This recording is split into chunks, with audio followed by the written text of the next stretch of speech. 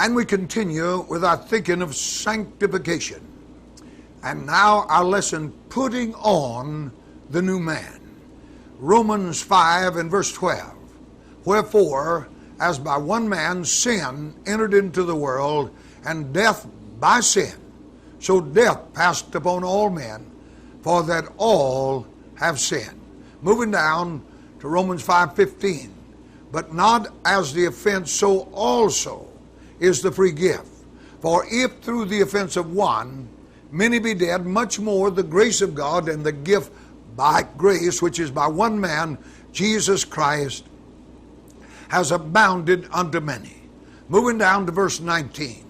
For as by one man's disobedience many were made sinners, so by the obedience of one shall many be made righteous. Now turning to the book of Ephesians chapter 4 and verse 13. Till we all come into the unity of the faith and the knowledge of the Son of God, unto a perfect man, unto the measure of the stature of the fullness of Christ. Then verse 20. But you have not so learned Christ. Skipping down to verse 24 of chapter 4 Ephesians.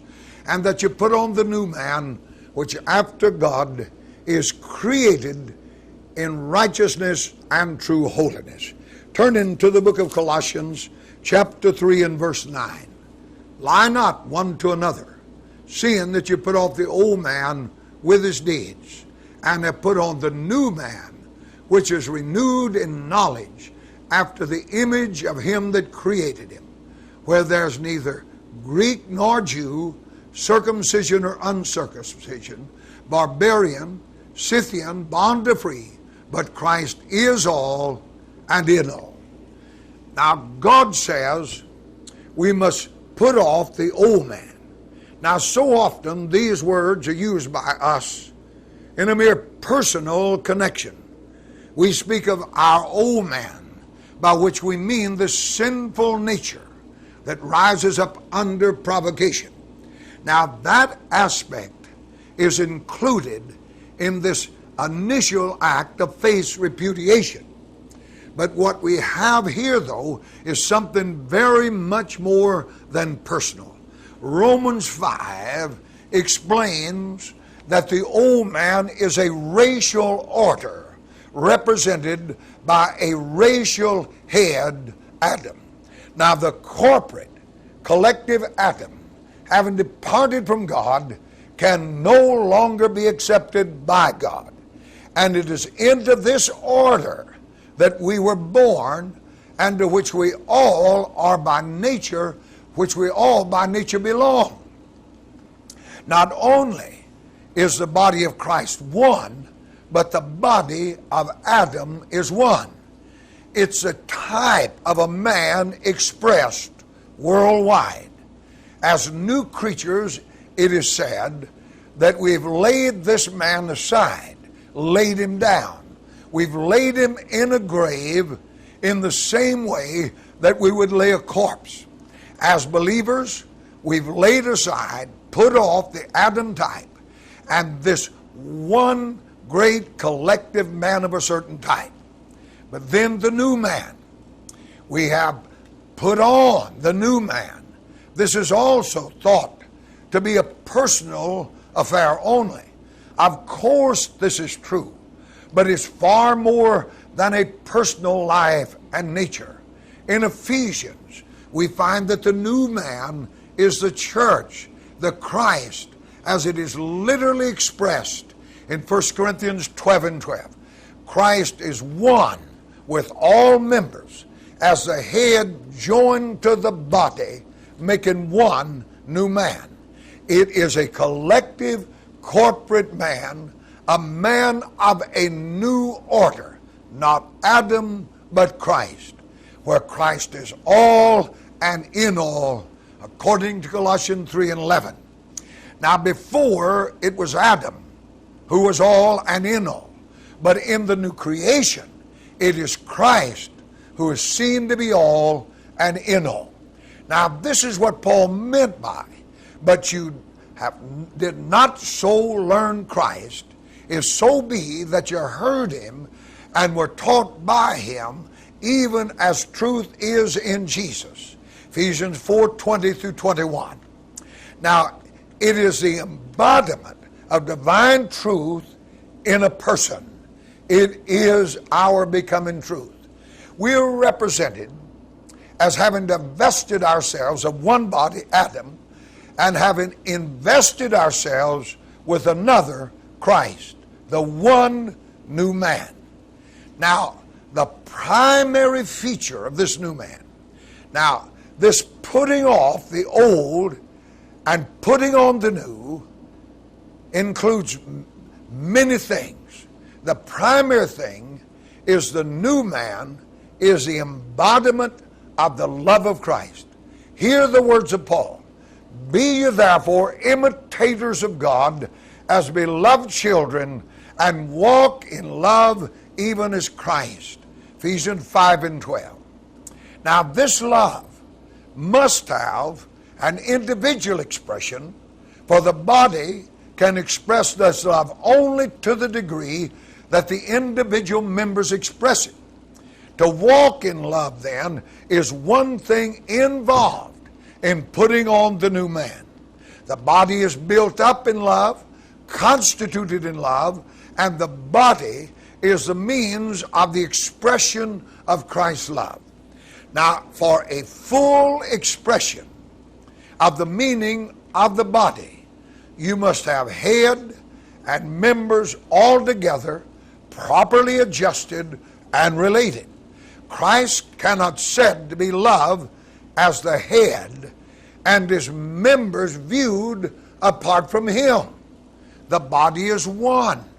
Christ in expression is the inclusive of his members.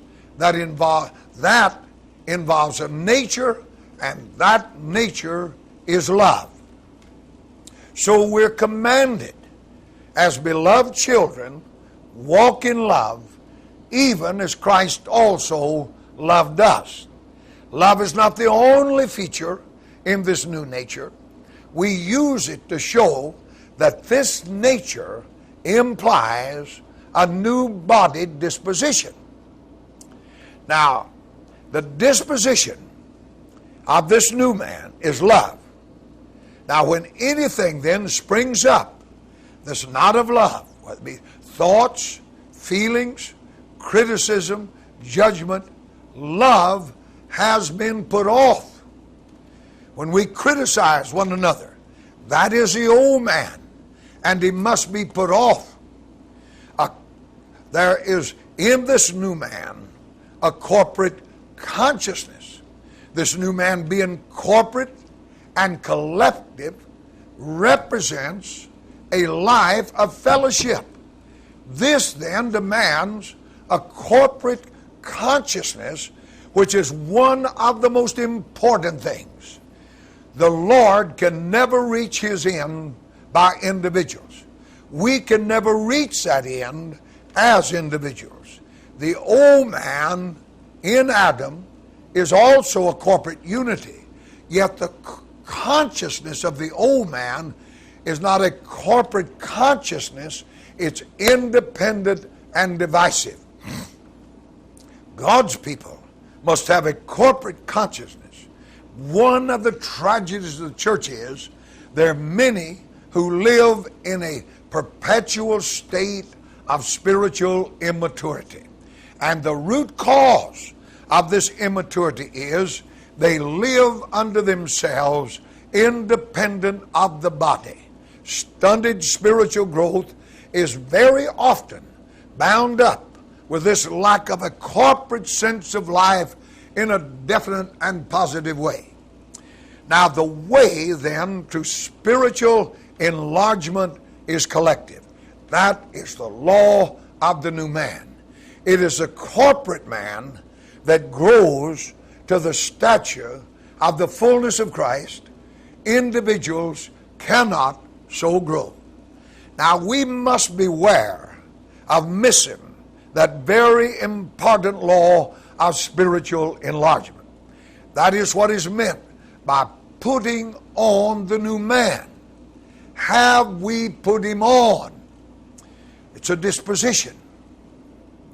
The disposition is a setting aside of everything personal, individual, and putting on that consciousness of relationship in which everything is for the body. How will this affect the church? Now, by this fellowship of the Spirit, the Lord then gains his end, and you and I come to the Lord's end. Now, for revelation, the Lord then must have the body spiritually expressed. All departmentalism is lost in ministry when you have the body in realized expression. When all members are occupied in some place of spiritual value of the Lord. Now, the real test of this is the devil will be set against all who are involved. So we see then God's quest is for a man. It is a man that God is after. And that man is represented by his Son, and the church is his expression as his body. Now, the new man is a universal manifestation of what Christ is. One Lord, one life, one love. The new man is after God. He thinks God's thoughts, he desires God's desires, and he wills God's wills. Now, the new man then is secured in the new birth, but he must war with the old for supremacy. Putting off the old man demands the cross. It cannot be otherwise.